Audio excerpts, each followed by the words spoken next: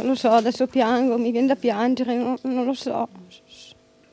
Hanno atteso che arrivasse, l'hanno sorpresa in cucina alle 6:40 del mattino. Malgrado il suo tentativo di fuga, l'hanno minacciata con un coltello, gettata a terra e narcotizzata, prendendo poi dalla sua borsa le chiavi della cassaforte e fuggendo con l'incasso del giorno prima poco più di 2.000 euro.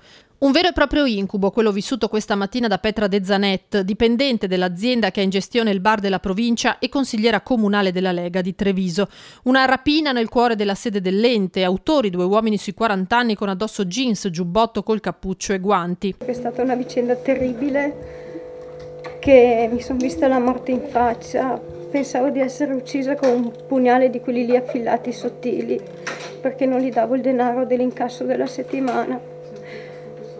Poi non aggiungo altro perché non lo so, mi hanno preso e mi hanno buttata per terra e da lì mi ha messo una cosa sulla bocca e non so dire più niente. Al suo arrivo De Zanet aveva notato i 2 soggetti. Ma sì, erano fuori, però come tante volte anche lì al Parco del Sant'Artemio è aperto a tutti, c'è gente che cammina, c'è gente che corre, c'è gente che si siede, cioè non ci fai caso,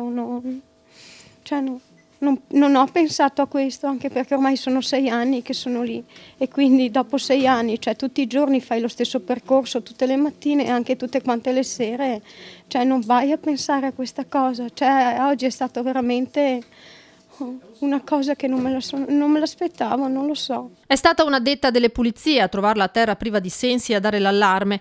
De Zanet è stata trasportata in ospedale e tenuta sotto osservazione per una possibile intossicazione. La polizia ha acquisito i filmati delle telecamere di videosorveglianza nelle quali si vede in azione uno dei 2 malviventi. Cosa si sentirebbe di dire a queste persone? Guardi, io sinceramente non ho neanche il fiato per dire, perché sono veramente con il morale a terra.